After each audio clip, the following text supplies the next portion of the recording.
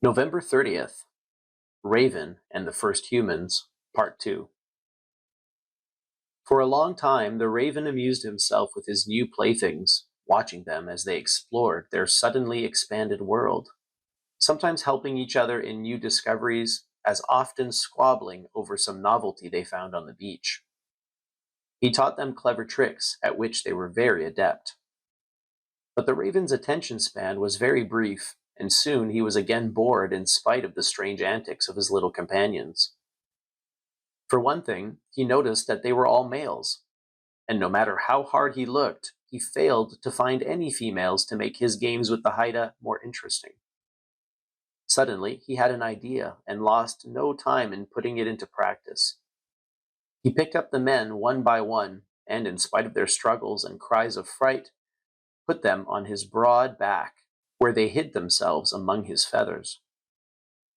When he had picked up the last one, the raven spread his wings and flew rapidly to North Island and landed on a beach near a high rock, which at low tide was covered with red chitons.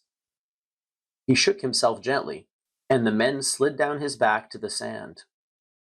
He left them there and flew to the rock, and with his strong beak pried a chiton from its surface. Now, if any of you have ever examined the underside of a chiton, you may begin to get an idea of what the raven had in his devious, libidinous mind.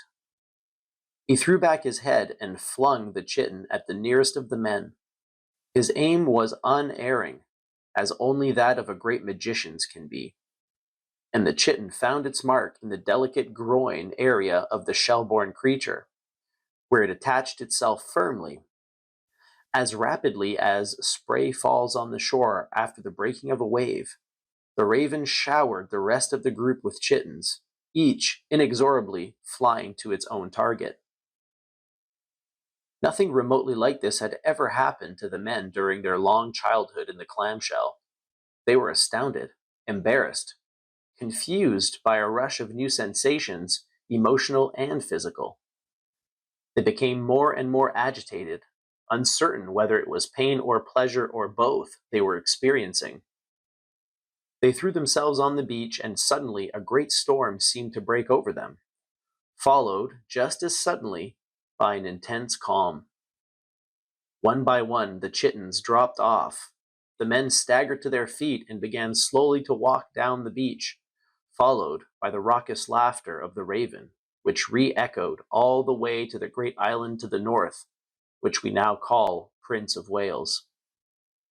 They eventually disappeared behind the nearest headland and passed out of the games of the raven and the story of humanity. Whether they found their way back to the shell, or lived out their lives elsewhere, or perished in the strange environment in which they found themselves, nobody remembers or cares. They had played their parts and gone their way. Meanwhile, the chitons had been making their way back to the rock where they attached themselves as before, but they too had been changed. As high tide followed low, and the great storms of winter gave way to the softer rains and warm sun of spring, the chitons grew, many times larger than their kind had ever been before.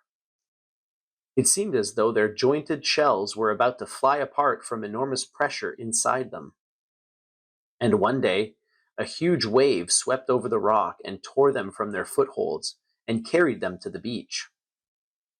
As the water receded, the warm sun dried the sand, and soon there was a great stirring among the chitons. From each emerged a brown-skinned, black-haired human.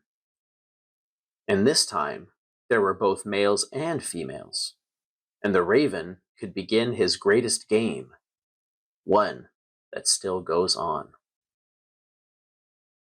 A lot of the times, I find that these readings just provide more questions than answers, which I enjoy. First and foremost, what is a chiton? I don't even know if I'm saying it right. According to this book, a chiton is a kind of mollusk that adheres strongly to rocks. Interesting story. Interesting twist as well, because in part one, we learn about these little tiny shell-dwelling creatures, and I was under the impression that these were the first humans, but clearly they were just one step in the evolutionary process that led to human beings. And step 2, of course, requires the trickster to get up to some shenanigans. I imagine that chitons are an important creature in the lives of the Haida people, because in this part of the myth, they're afforded a very important position in the creation of modern day humans. All right, my friends, we've got part 3 of Raven and the First Humans coming up tomorrow. The riveting conclusion of this very interesting Haida myth. Hopefully you'll join me then, and in the meanwhile, I hope you stay centered, my friends.